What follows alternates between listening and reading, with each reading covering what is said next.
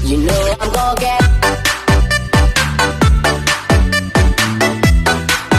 Halo, apa kabar kalian semua? Semoga kabar kalian sehat selalu.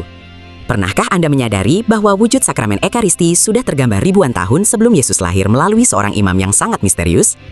Di dalam tradisi Gereja Katolik, perayaan Ekaristi adalah puncak iman kita. Namun, jauh sebelum Yesus Kristus memecah roti pada perjamuan malam terakhir, Kitab Suci telah mencatat sebuah peristiwa agung yang menjadi bayangan sempurna dari sakramen ini.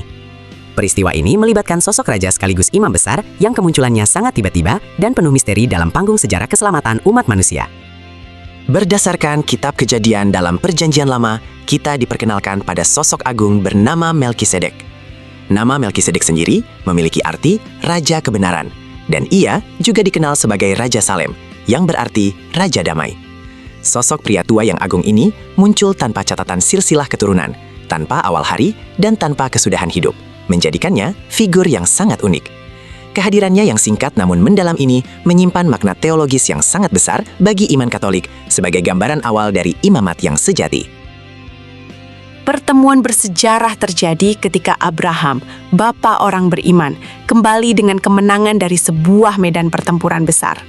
Menurut catatan Alkitab, Melkisedek datang menyambut Abraham bukan dengan membawa senjata atau sekadar menuntut hasil rampasan perang, melainkan untuk memberikan berkat dari Allah yang Maha Tinggi. Dalam pertemuan di lembah kuno ini, Abraham yang merupakan tokoh sangat besar dalam sejarah, dengan rendah hati menerima berkat dari Melkisedek, menunjukkan betapa tinggi dan mulianya kedudukan Sang Raja Salem ini di hadapan Tuhan. Hal yang paling menakjubkan dari sosok Melkisedek adalah apa yang ia bawa dan persembahkan dalam pertemuan tersebut. Berdasarkan tradisi dan tulisan suci, ia membawa persembahan berupa roti dan anggur. Pada zaman di mana persembahan ibadah umumnya berupa hewan sembelihan, persembahan roti dan anggur ini sangatlah tidak lazim dan melampaui zamannya. Inilah momen di mana Gereja Katolik melihat bayangan atau pratanda yang sangat jelas akan persembahan kudus yang di kemudian hari akan ditetapkan oleh Yesus Kristus sendiri. Ribuan tahun kemudian, persembahan misterius di padang gurun itu menemukan kesempurnaannya di ruang atas saat perjamuan malam terakhir. Yesus Kristus, Sang Imam Besar Agung, mengambil roti dan anggur, memberkatinya dan membagikannya kepada para muridnya. Melalui tindakan penebusan ini, Yesus menetapkan sakramen Ekaristi, mengubah roti dan anggur menjadi tubuh dan darahnya sendiri. Persembahan Melkisedek yang sederhana di masa lampau kini diangkat dan disempurnakan menjadi misteri keselamatan yang abadi bagi seluruh umat manusia.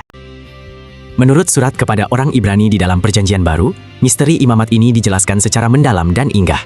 Yesus Kristus dinyatakan sebagai imam besar selama-lamanya menurut peraturan Melkisedek. Tidak seperti imam-imam keturunan Harun pada zaman dahulu yang pelayanannya dibatasi oleh kematian manusiawi dan garis silsilah keturunan, imamat Yesus Kristus bersifat mutlak kekal. Kristus adalah Raja Kebenaran dan Raja Damai yang sesungguhnya, yang senantiasa menampakkan umat manusia pada pendamaian abadi dengan Allah Bapa. Dalam ajaran Gereja Katolik, setiap kali kita merayakan Misa Kudus, kita turut berpartisipasi dalam persembahan abadi ini. Doa syukur agung dalam liturgi gereja, bahkan secara khusus mengenang kembali persembahan hamba-Mu Melkisedek yang agung. Roti dan anggur yang kita bawa ke altar Tuhan bukanlah sekedar simbol kosong, melainkan sarana nyata di mana kasih karunia Allah dicurahkan, menyatukan segala pengorbanan dan doa kita sehari-hari dengan pengorbanan sempurna Kristus di kayu salib demi keselamatan seluruh dunia. Misteri imam tanpa silsilah ini mengajak kita untuk sejenak berhenti dan merenungkan kembali betapa agung dan luar biasanya rencana keselamatan Tuhan bagi kita. Sejak awal mulai zaman, ia telah merajut alur sejarah sedemikian rupa untuk mempersiapkan hati kita menerima anugerah terbesar, yaitu sakramen Ekaristi. Mari kita merayakan sakramen Maha Kudus ini dengan penuh rasa syukur dan hormat yang mendalam, menyadari bahwa setiap keping roti dan setiap tetes anggur yang dikonsekrasikan adalah jembatan kasih yang menghubungkan jiwa kita dengan Sang Raja Damai yang abadi.